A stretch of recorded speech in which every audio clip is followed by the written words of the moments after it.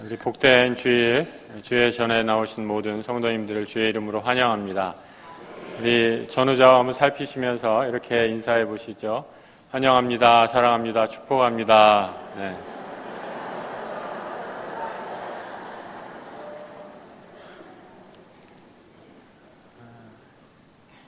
오늘 본문의 말씀은 이사야가 63장 7절부터 드리는 기도의 한 부분으로 나와 있는 그런 본문의 말씀입니다.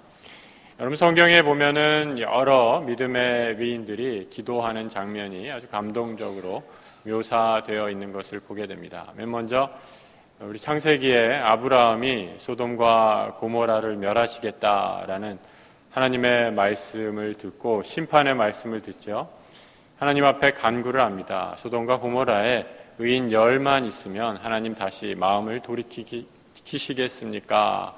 그래서 그 허락을 받는 귀한 기도의 장면이 나타나는 것을 보게 됩니다. 또 기도하면 이 사람을 빼놓을 수 없는 게 바로 다윗이죠. 그러면 그 구약 성경의 시편은 거의 대부분이 다윗의 기도의 모음집이다 할 정도로 다윗에 의해서 하나님께 올려진 아주 아름다운 시편의 기도를 우리는 확인할 수 있습니다. 신약으로 넘어오면 예수님께서 또 대표적으로 제자들이 어떻게 기도해야 합니까? 라고 이렇게 물었을 때 어떻게 주님이 가르쳐 주시죠?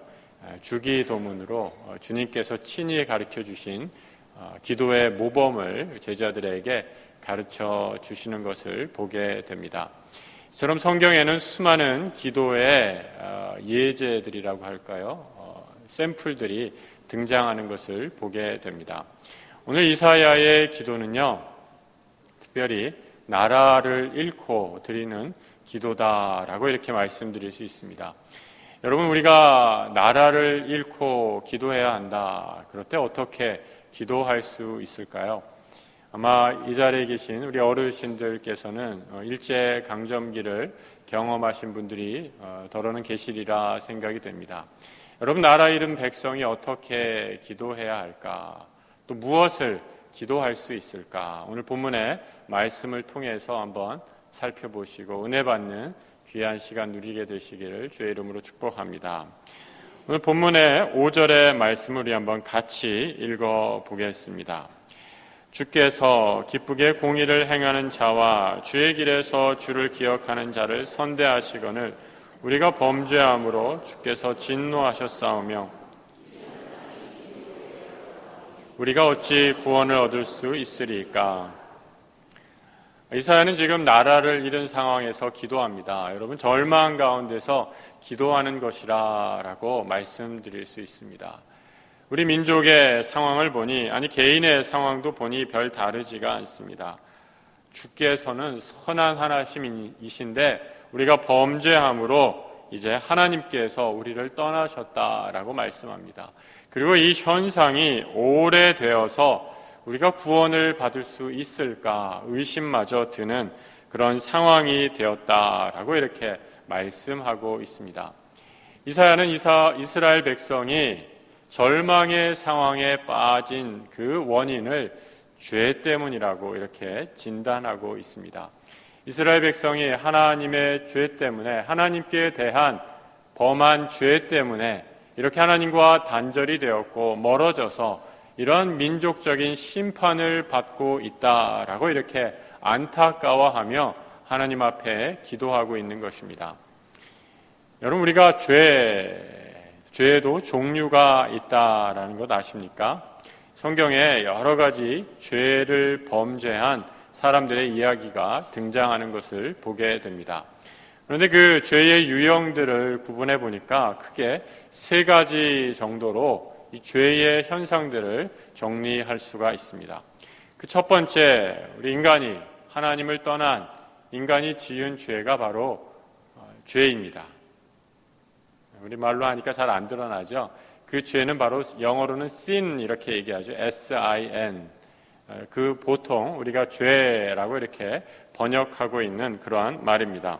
이 죄의 원어적인 의미는요, 화살에서 이렇게 벗어났다라는 그런 의미입니다. 하나님께서 우리 각자를 한 사람 한 사람을 하나님의 피조물로 창조해 주셨습니다. 마땅히 하나님의 뜻 가운데 믿음의 길을 따라 말씀의 길을 따라 살아가야 되는데 그 길을 따라 살지 못하고 하나님이 정하신 목표와 삶에서 완전히 빗나간 상태, 이를 가리켜서 죄다라고 이렇게 말씀하고 있는 것입니다. 요즘 유행하는 표현으로 하나님과 우리 사이에 코드가 맞지 않는다라는 것이죠. 하나님은 이렇게 살라라고 말씀하시는데 우리는 완전히 다른 길로 생각하고 살아간다라는 것입니다.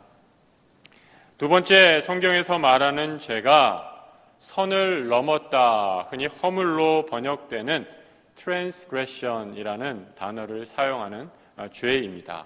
성경에는 이런 말을 허물이라고 번역을 했습니다. 나의 연약한 본성 때문에 나도 모르는 사이에 죄를 짓는 것을 가리켜 허물이라고 말합니다. 세 번째, 죄의 경우는 죄악이다라고 이렇게 표현합니다. 영어로 iniquity라는 단어를 사용하고 있는데 우리말로는 죄악 이렇게 번역을 해서 잘 드러나지는 않습니다. 시편 38편 18절에 다윗이 이렇게 기도합니다. 내 죄악을 아뢰고 내 죄를 슬퍼한다 라고 했을 때 여기서 말하는 죄악, iniquity라는 단어를 사용하고 있는 것을 보게 됩니다. 또 다윗이 밧세바를 범죄한 후에 시편 51편 2절에 나의 죄악을 말갛게 씻기시며 라고 이렇게 표현한 단어도 바로 이 iniquity라는 말이 쓰였습니다. 이 말의 의미는 내가 어떠한 의도를 지니고 하나님 앞에 지은 말씀을 따라 살지 못한 죄, 악을 행하는 것을 가리키고 있습니다. 첫 번째 죄, sin이라는 말의 의미, 하나님과 우리가 근원적으로 관계가 단절되어 있는 상태다라고 얘기한다면 두 번째, 허물의 의미는 나도 모르는 사이에 부지불식간에 나의 연약함으로 지은 죄다라고 이렇게 말씀드릴 수 있습니다. 세 번째, 죄악은 한 걸음 더 나아가서 악한 의도를 가지고 하나님께 범죄하며 악한 행위를 일삼는 것을 죄악이다라고 이렇게 말씀드릴 수 있습니다. 죄의 종류가 이렇게 많다 보니까 내가 어떤 죄를 짓고 있는지 좀 헷갈리시죠? 여러분 한번 쉽게, 지금 축구 열기가 많이 사그러들었지만 여러분 축구 좋아하시는 분들 한번 축구의 예를 들어서 한번 설명해 보겠습니다. 축구 선수가 여러분 골대를 향하여 공을 뻥 찹니다. 근데 어떻게 되죠? 골대 위로 한참 벗어나서 골포스트를 벗어나도 한참 빗나갔다. 이 골이 마땅히 골대 안으로 들어와야지 골인이 되는데 골대 밖으로 한참 벗어난 상태가 바로 죄다라는 것입니다. 하나님과 우리와의 관계가 그토록 멀어져서 하나님의 뜻대로 살지 못하는 경우를 말합니다. 두 번째, 허물의 경우는 어떠한 경우가 있겠습니까? 규칙 위반이죠. 마땅히 있어야 할 자리에 있지 못하고 엉뚱한 자리에 나도 모르는 사이에 죄의 연약함에 이끌려 있는 경우입니다. 축구에서 오프사이드 반칙 아시죠, 여러분? 상대편 최종 수비수보다 내가 먼저 들어가 있을 때 내가 있어야 할 자리가 아닌데 나도 모르는 사이에 그 자리에 있게 되면 어떻게 됩니까? 심판이 호루라기를 바로 봅니다. 규칙 위반이다라는 거죠. 여기에 있어서는 안 되는데 내가 어떻게 여기 있느냐라는 심판의 경종인 것입니다. 세 번째로 어떤 죄악, 내가 의도를 가지고 짓는 죄악이 있습니다. 어떤 경우가 있을까요?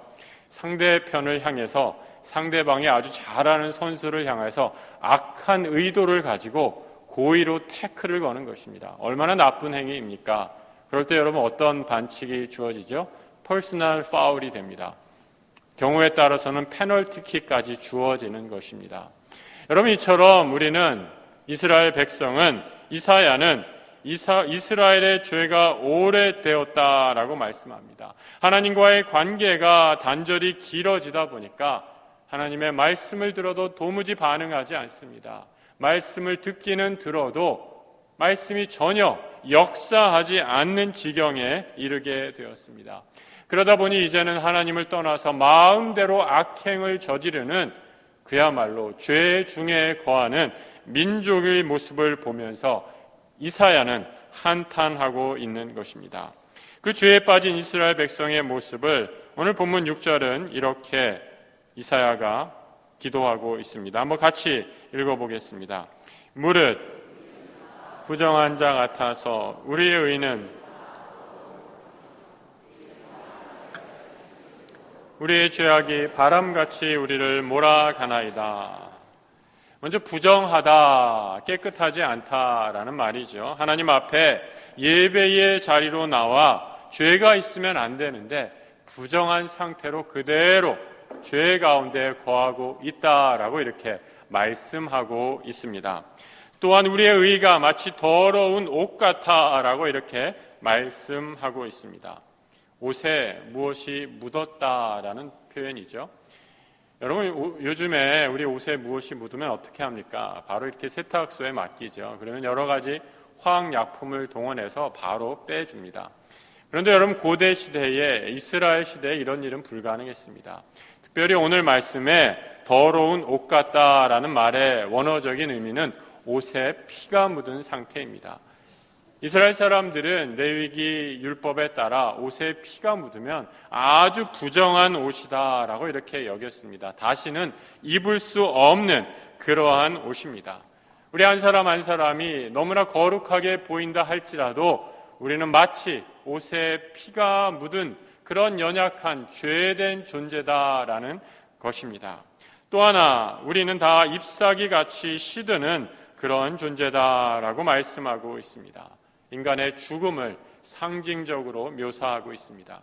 인간이 제 아무리 높은 권위와 권세와 부귀 영화를 누린다 한들 언젠가는 잎사귀처럼 다 시들어버린 죄된 인간임을 가르쳐 주고 있습니다.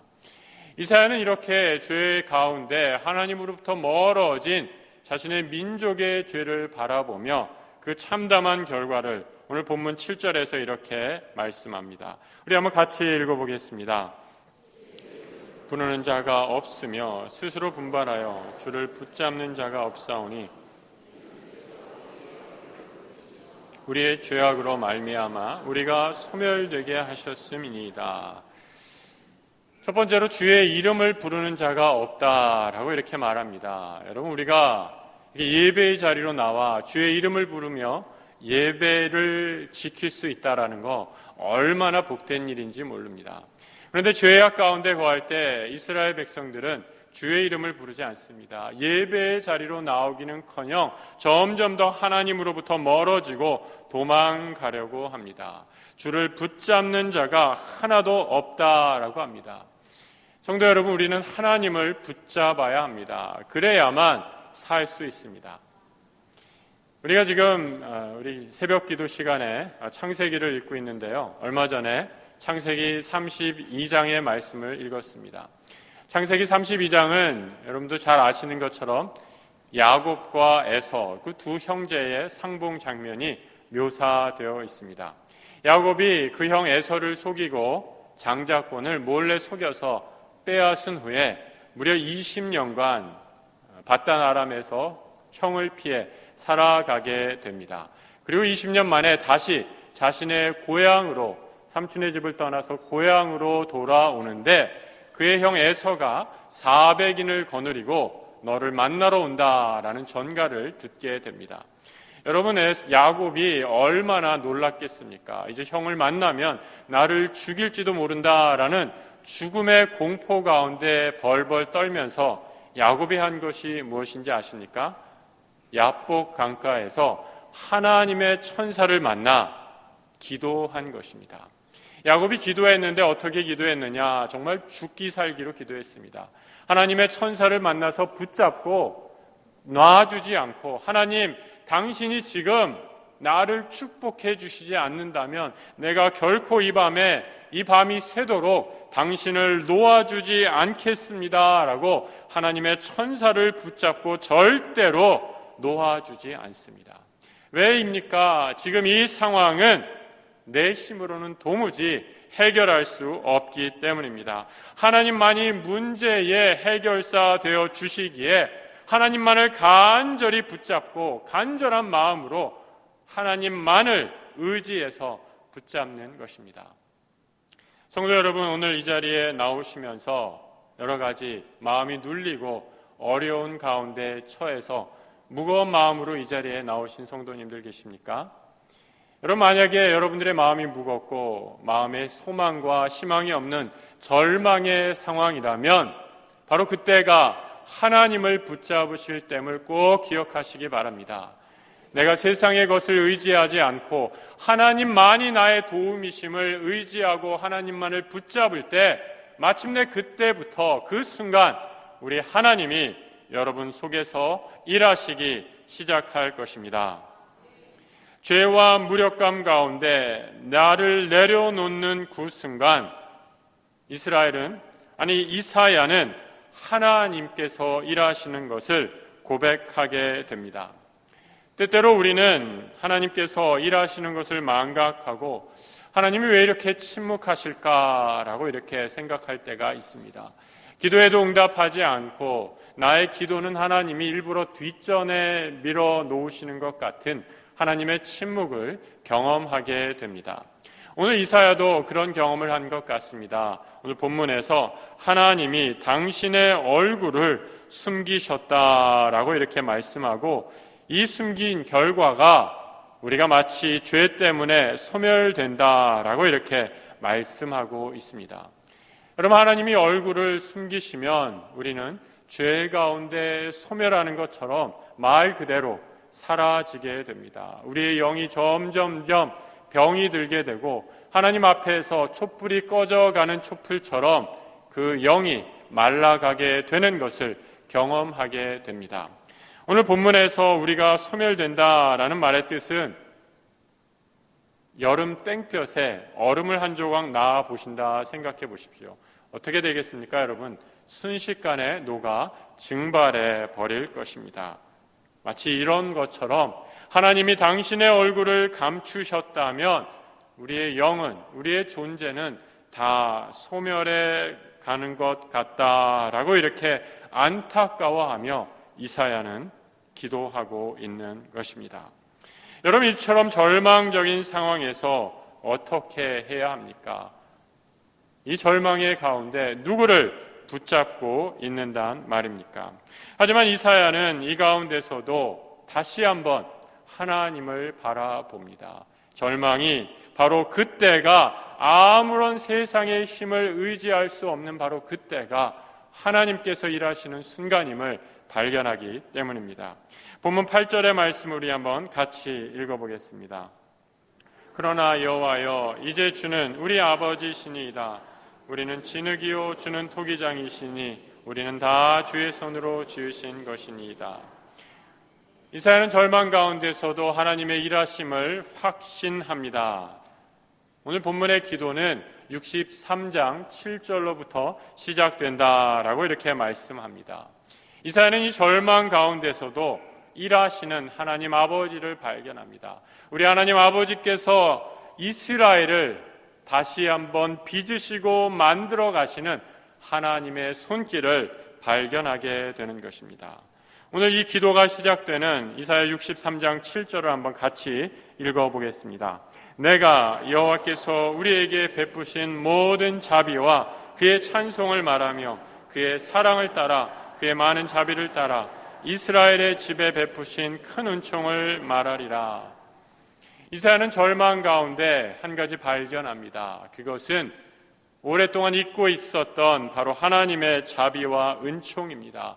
그 하나님의 자비와 은총으로 내가 오늘 지금 여기까지 살아있음을 고백하는 것입니다. 내가 지금 여기에 있는 것은 하나님의 은혜임을 발견하게 되는 것입니다. 이사야는 지금 절망 가운데서 하나님 언제까지 우리에게 얼굴을 숨기시겠느냐라고 반문하며 기도합니다. 그때 하나님께서 이사야에게 주신 말씀은 바로 여호와 하나님이 그의 아버지라는 것입니다. 다시 말해 이사야는 우리가 너의 자녀이다. 하나님이 우리의 아버지시고 너는 그의 자녀이다라는 것을 발견하는 것입니다. 오늘 본문 8절은 그러나라는 말로 시작하고 있는 것을 보게 됩니다. 이스라엘이 오랫동안 잊고 있었던 것, 이러한 절망의 상황 가운데서도 아무것도 의지할 것이 없는 이러한 타락한 죄악 가운데서도 하나님이 아버지시며 이스라엘은 하나님의 자녀라는 것을 잊고 살았다라는 것입니다. 아버지를 발견한 이사야는 다시 이렇게 고백합니다. 우리는 진흙이고 주는 토기장입니다. 우리는 다 주의 손으로 지으신 것입니다. 내가 지금 깊은 죄 가운데 거한다 할지라도 거룩하신 아버지께서, 하나님께서 나를 빚어 가실 것입니다.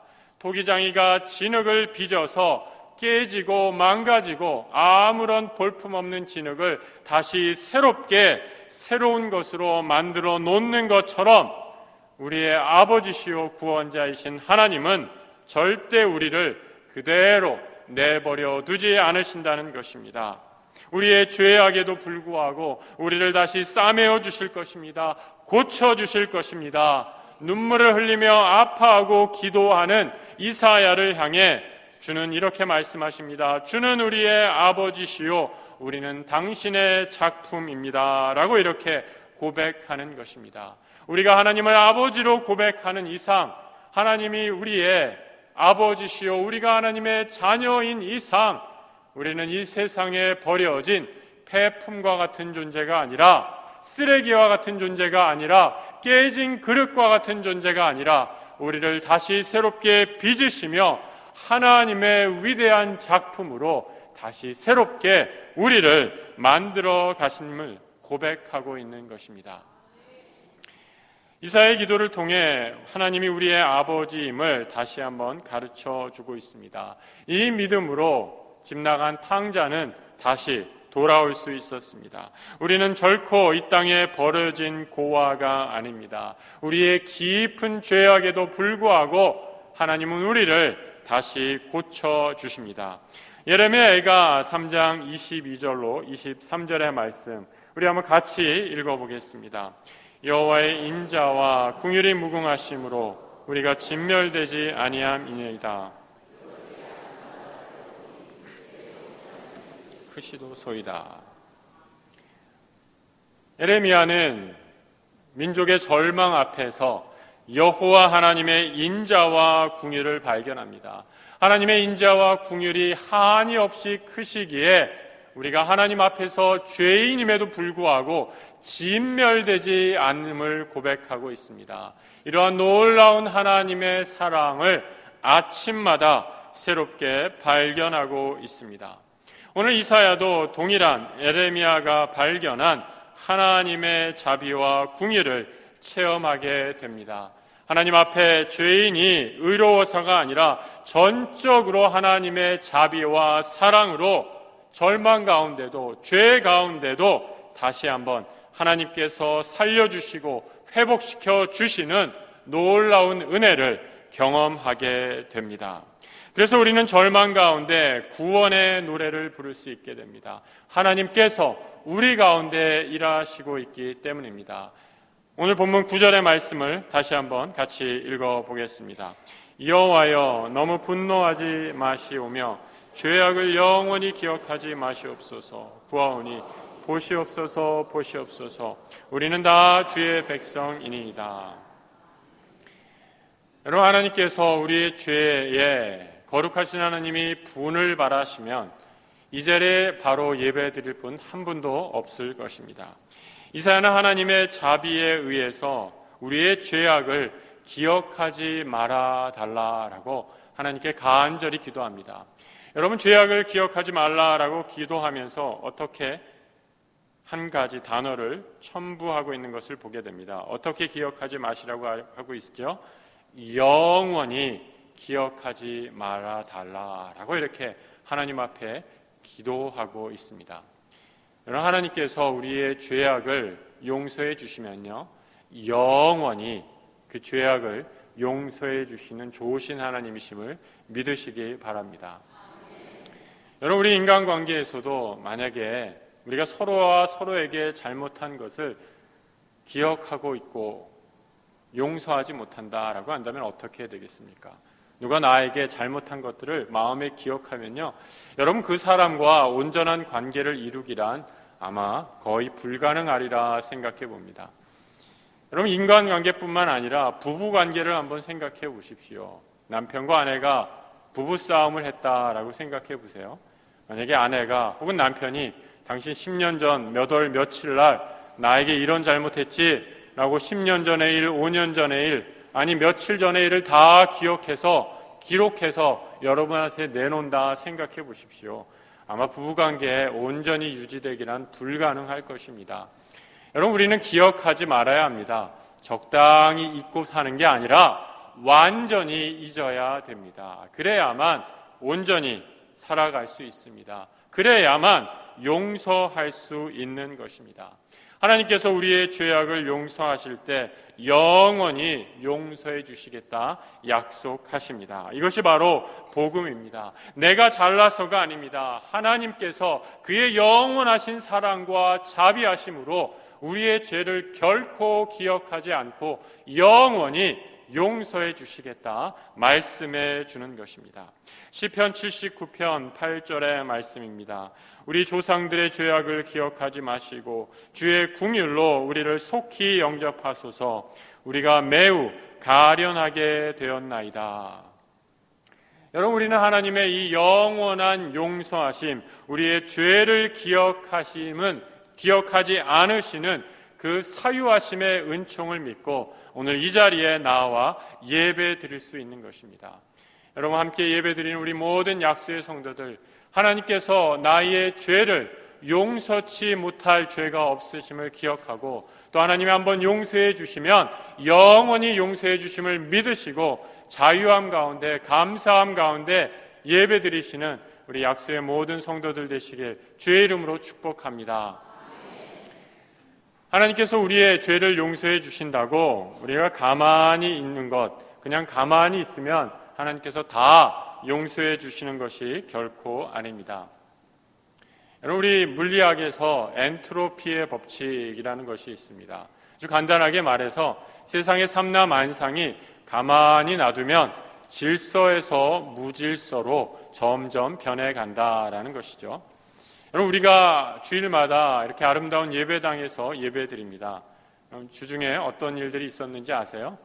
교회 여러분들이, 직원분들이 정성껏 교회 구석구석을 청소하기 때문에 이렇게 깨끗한 예배당에서, 아름다운 예배당에서 우리가 예배드릴 수 있는 것입니다.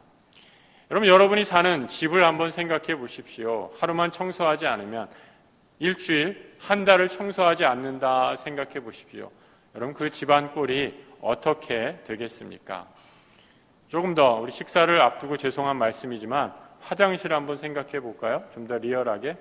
여러분이 쓰는 변기를 1년이 지나고 한 달이 지나고 1년이 지나고 그냥 계속 방치해 둔다 생각해 보십시오.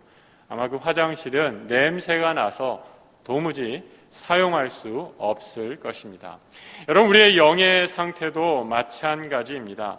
예수 믿고 가만히 있으면 모든 것이 다 저절로 좋아지겠거니라고 착각하고 있는 분들이 계십니다.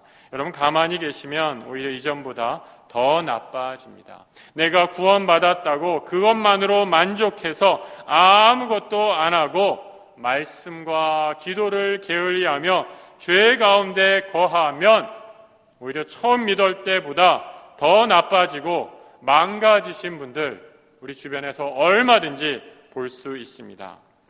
여러분, 파괴된 영혼은, 그래서 천국에 이르지 못하는 영혼은 단 한 번의 실수로 그렇게 되는 것이 아닙니다. 여러분, 세상에서는 그럴 수 있어요. 시험 당일 전날 컨디션 난조로 시험을 망치는 경우가 있죠. 그래서 커트라인의 1, 2점 간발의 점수 차로 커트라인에 미달이 되어서 모자라서 원하는 대학에 못 가는 경우도 있을지 모릅니다. 하지만 여러분, 천국의 커트라인은 1점, 2점 그런 간발의 커트라인 때문에 천국에 못 가게 되는 일은 결코 없습니다. 하나님을 외면하고 지속적으로 피하는 죄의 결과로 죄 중에 우리는 천국에 이르지 못하는 것입니다. 하나님을 외면하고 피하려는 우리 안에 있는 아주 타락한 본성이 바로 죄의 본성인 것입니다. 이사야는 오늘 하나님의 자비와 사랑을 기억하며 하나님, 이스라엘의 죄를, 아니 나의 죄를 기억하지 말아달라라고 기도하고 있습니다. 내가 하나님 앞에서 의로워서 잘나서가 아니라 오직 하나님의 변함없는 사랑만이 나의 살 길이기에 그 사랑과 자비만을 붙잡으려고 간절히 기도하고 있습니다. 사랑하는 성도 여러분, 우리의 삶이 아무리 힘들고 어렵고 혹 절망 가운데 있다 할지라도 하나님만을 바라보고 나아가는 믿음의 성도들 되시길 주의 이름으로 축원합니다. 우리의 신실하신 토기장이가 되신 주님께서 우리의 상처난 영혼을 고치시고 새롭게 창조해 주실 것입니다. 그 구원의 은혜에 날마다 참여하는 우리 복된 성도들 되시길 주의 이름으로 축원합니다.